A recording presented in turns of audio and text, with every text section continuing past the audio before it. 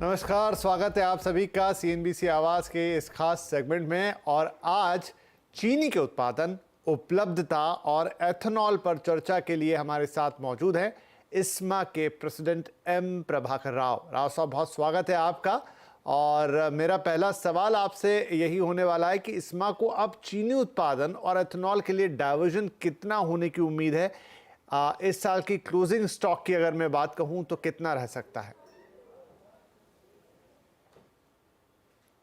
ISMA has estimated the total gross production of sugar around 340 lakh tons and the closing stock to be about 90 lakh tons plus. That's because of the lower diversion to ethanol. जी sir, तो ethanol पर सरकार की जो मौजूदा नीतियां हैं उन्हें आप कैसा देखते हैं? और ये भी कि क्या 20% ब्लेंडिंग का लक्ष्य एथेनॉल के मौजूदा आंकड़ों से पूरा हो पाएगा? ISMA is confident of meeting the ethanol supply requirement. हम शुगर इंडस्ट्री से जो करना चाहिए वो अगर 20% ब्लेंडिंग के लिए लगभग the total requirement 1000 crore litre का इथेनॉल का रिक्वायरमेंट होता है 20% ब्लेंडिंग करने के लिए। उसमें से 55% शुगर इंडस्ट्री से नीति आयोग ने प्लानिंग किया था। तो ये बिल्कुल शुगर इंडस्ट्री की तरफ से हो सकता है, जिसके लिए हम लोग ने गवर्नमेंट को एक प्रपोजल दिया कि वेदर डिस्टर्बेंसेस जैसा लास्ट ईयर हुआ, 5 साल बाद में बारिश कम हो गया एल निनो फैक्टर का वजह से, इस टाइप का 4 साल में या 5 साल में एक बार कभी भी हो सकता है आगे भी। तो ऐसा फ्लक्चुएशंस को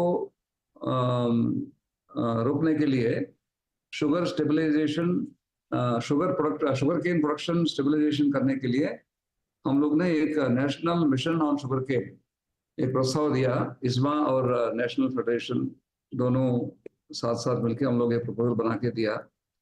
and government is also very favourable. हम लोग को पूरा विश्वास है कि इसका ऊपर गवर्नमेंट एक्शन लेगी और जिसका वजह से किसान को फायदा होगा। सबसे पहले गन्ना उगाने वाले किसान को प्रोडक्शन का जो फ्लक्चुएशन हो रहा है आजकल, वो ये फ्लक्चुएशन आने वाले दिनों में नहीं हो सकता है, जिससे किसान का जो इनकम है वो स्टेबल रहेगा और इंडस्ट्री को continuous supply of sugar cane भी इंडस्ट्री को मिलेगा। तो ये स्कीम हम लोग अभी सबमिट किया है। We are hopeful that this will be acted upon by the government. ठीक है राव साहब, ये बताएं कि इंडस्ट्री के सामने कच्चे माल की उपलब्धता और कीमतों को लेकर भी काफ़ी चिंताएं हैं।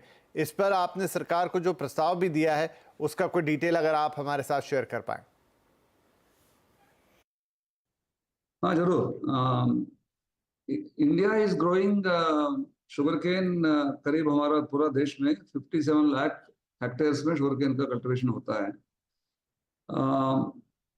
करीब 29 मिलियन टन्स, जैसा आप सब लोग जानते हैं, 29 मिलियन टन्स का शुगर का डिमांड है, जो करीब 1.5 से 2% प्रति साल वो बढ़ता जा रहा है। और इथेनॉल ब्लेंडिंग प्रोग्राम 20% करने के लिए लगभग 550 करोड़ लीटर शुगर इंडस्ट्री से सप्लाई करने का जरूरत है। ये सब मीट करने के लिए शुगर केन का जो प्रोडक्टिविटी जो है आजकल जो 76 मेट्रिक टन पर हेक्टेयर है, इसको हम लोग 83 मेट्रिक टन तक इसको बढ़ाना पड़ेगा, जो बहुत नॉर्मल है। This is not very high, this is a small target which can be achieved easily.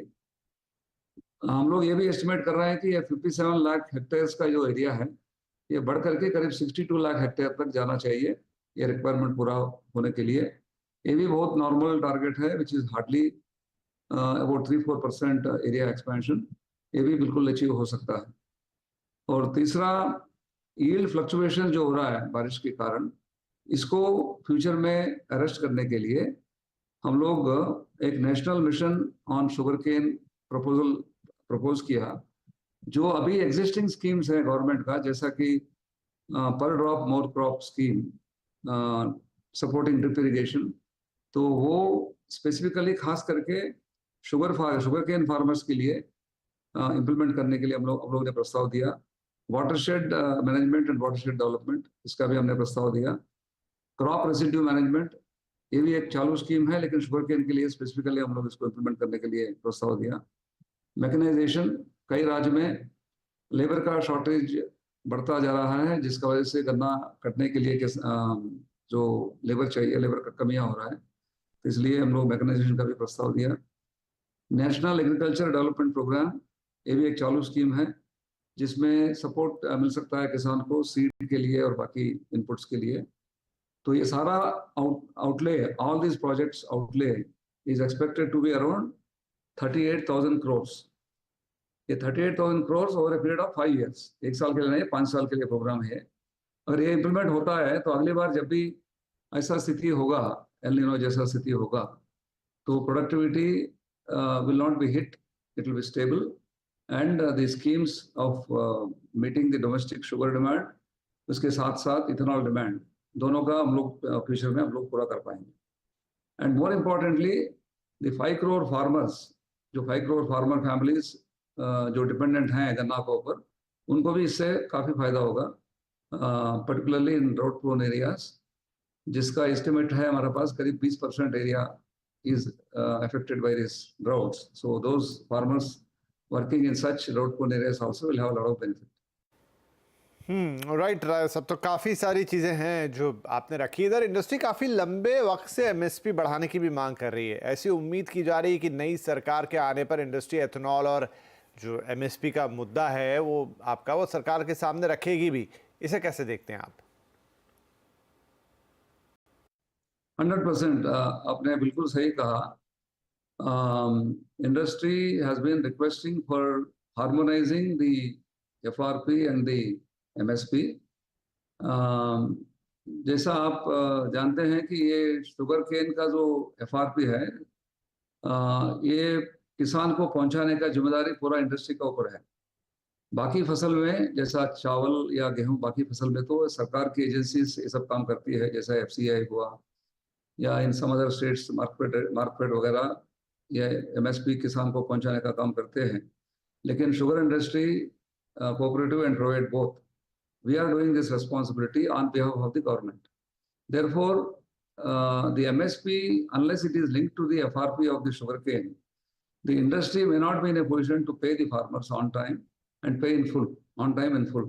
So therefore, this becomes very important to connect the FRP and MSP. इसके बारे में हम लोग कई बार पहले भी हम लोग रिप्रेजेंटेशन दे चुके हैं और अभी भी दिया हम लोग। So we are hopeful that this will be implemented so that in the future this continues. We are estimating that अभी FRP जो शुगर केन का 340 अनाउंस हुआ आने वाले साल के लिए, तो इसका वजह से करीब 1,20,000 करोड़ का पेमेंट किसान के पास जाएगा इंडस्ट्री के द्वारा, और ये सब करने के लिए पॉलिसी करेक्शंस का बहुत जरूरी है, and we are hopeful that it will be done. जी, तो राव साहब बहुत शुक्रिया, आपने वक्त निकाला, हमसे बातचीत की, और हम उम्मीद करते हैं कि जो भी बातें इंडस्ट्री सरकार तक पहुंचाना चाहती है, आगे जो भी कोर्स ऑफ एक्शन रहेगा, आप लोगों की जो भी चिंताएं हैं या जो भी मांगे हैं वो पहुंचें, और इंडस्ट्री को जो भी सहायता मिलनी चाहिए वो एक बैलेंस अप्रोच में। आपको मिले बहुत बहुत शुक्रिया हमसे बातचीत करने के लिए। और यहाँ पर छोटे से ब्रेक का, लेकिन ब्रेक के उस पार आपके लिए रहेंगी कुछ और दिलचस्प खबरें।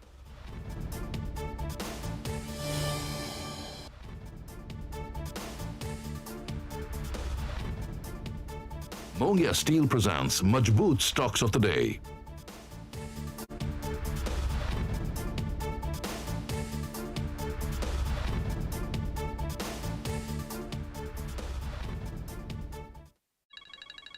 जानू, आज हम आपके हाथ के। वेलकम बैक, आप देख रहे हैं कमोडिटी कॉल। और अब एक ज़रूरी बात, अगर आप कमोडिटी बाजार में दिलचस्पी रखते हैं और उसमें कारोबार करना चाहते हैं तो CNBC आवाज़ आपके लिए कमोडिटी गुरुकुल के नाम से एक अनोखी पहल लेकर आया है। 22 जून को होने वाले इस लाइव वेबिनार में देश और दुनिया के कमोडिटी बाजार के लीडर्स आपको मार्केट की हर छोटी बड़ी बारीकियों को बताएंगे, सिखाएंगे और समझाएंगे। बाजार के टेक्निकल्स के साथ साथ बड़े ट्रेंड्स को पहचानने के तरीके भी बताएंगे। ये भी सिखाएंगे कि मोमेंटम इंडिकेटर्स क्या होते हैं और उनके हिसाब से स्ट्रैटेजी कैसे बनाई जाती है, निवेश में कितना जोखिम शामिल है और उसे मैनेज आप कैसे करेंगे, आपको अपने पोर्टफोलियो में कमोडिटी के लिए कितनी जगह रखनी चाहिए। साथ ही एक्सपर्ट आपके हर सवाल का जवाब प्रैक्टिकल एग्जाम्पल्स के साथ देंगे। इसके अलावा और भी बहुत कुछ सीखने को मिलेगा।